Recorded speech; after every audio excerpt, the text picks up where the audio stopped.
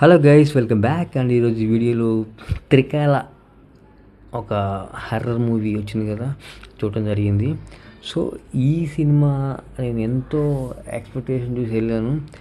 And అయితే cinema అయితే చెప్పుకునేంత బీభత్సమేం కాదు. ఓకే, చూడొచ్చా అంటే చూడొచ్చు అనమాట. ఇందులో మనకి శ్రద్ధా దాస్ వీళ్ళొక్కళ్ళే మనకు తెలిసిన వాళ్ళు. ఆమెని ఒక ఆమె ఉంది, ఇక ప్రభాకర్ అండ్ రవివర్మ, రోహిణి వీళ్ళైతే ఉన్నారనమాట. సో ఈ సినిమా ఇదొక డిఫరెంట్గా అయితే అనిపించింది. ఎందుకంటే ఇలాంటి సినిమాలు చాలా వరకు చూస్తూనే ఉంటాం. ఇవన్నీ ఈ సైకో గాడు ఎట్లా చచ్చిపోయాడు, ఇది ఎట్లా అయింది, ఏం కథ, ఇవన్నీ కూడా. సో ఓవరాల్గా అయితే ఒక డిఫరెంట్గా సినిమా అంతా కూడా ఆ ట్రైలర్లో మాత్రమే ఉంటుంది అనమాట. ఆ స్టోరీ ఏంటంటే ఒక రాజవంశీకులు అక్కడి నుంచి స్టార్ట్ అయ్యిద్ది. గోవు బలిదానం ఇవ్వటం వల్ల గోవు ఆ కుటుంబాన్ని మొత్తం శపించిద్ది. ఆ శాపమే ఇప్పుడు దాకా కొనసాగిద్ది అనేది సినిమా స్టోరీ. యాక్చువల్గా సినిమా మొత్తం మీద ఒక విషయం బాగుంది. ఏంటంటే ఆవుని చంపకూడదు, ఆవుని కాపాడాలి. ఈ యొక్క కాన్సెప్టే సినిమా అంతా మెయిన్ పాయింట్.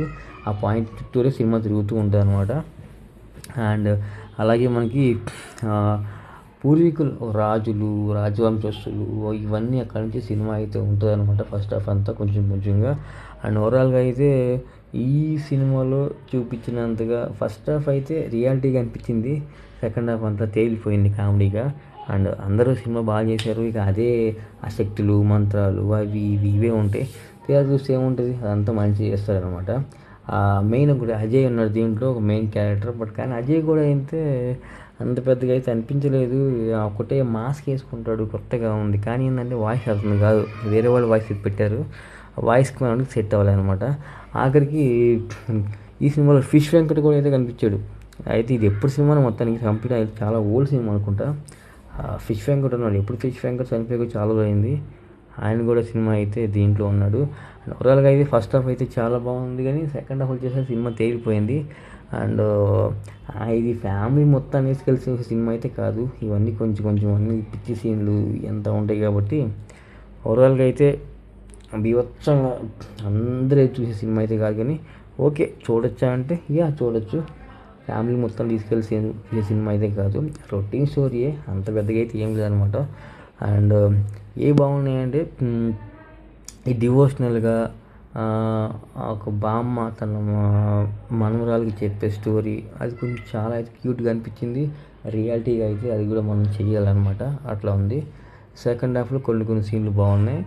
అండ్ ఇంకా రిమైనింగ్ ఈ హర్రర్ కామెడీ అంటే నాకు వాంతింగ్ వచ్చింది. అలాంటి కామెడీ వర్స్ట్ అనమాట. అవి కొన్ని సీన్లు అంటే వర్త్ఫుల్గా అయితే లేవు. గందరగోళంగా ఉంటుంది సినిమా. ఏమో ఇట్లా పోయి అట్లా వచ్చి రాజవంశీకులు అంటే ఏదో చెప్తారు, చివరికి ఏంటంటే ఏం కాదు. సో స్క్రీన్ ప్లే అయితే కరెక్ట్గా అయితే లేదు. సినిమా అయితే అటు ఇటుగా ఉంది. ఓకే, చూడొచ్చా అంటే చూడొచ్చు. అంటే ఎంతకన్నా చెప్పిన సినిమాలు అయితే ఏమీ లేదు. అండ్ సో ఇది పరిస్థితి అనమాట.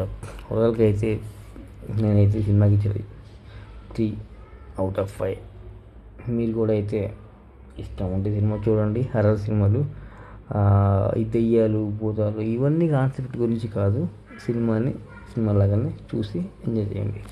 సో ఓవరాల్గా అయితే ఇది నా రివ్యూ అనమాట. ఒకవేళ నచ్చితే వీడియో మీకు లైక్ చేయండి, షేర్ చేయండి, సబ్స్క్రైబ్ చేసుకోండి. Thank you so much. ఉంటాం మరి.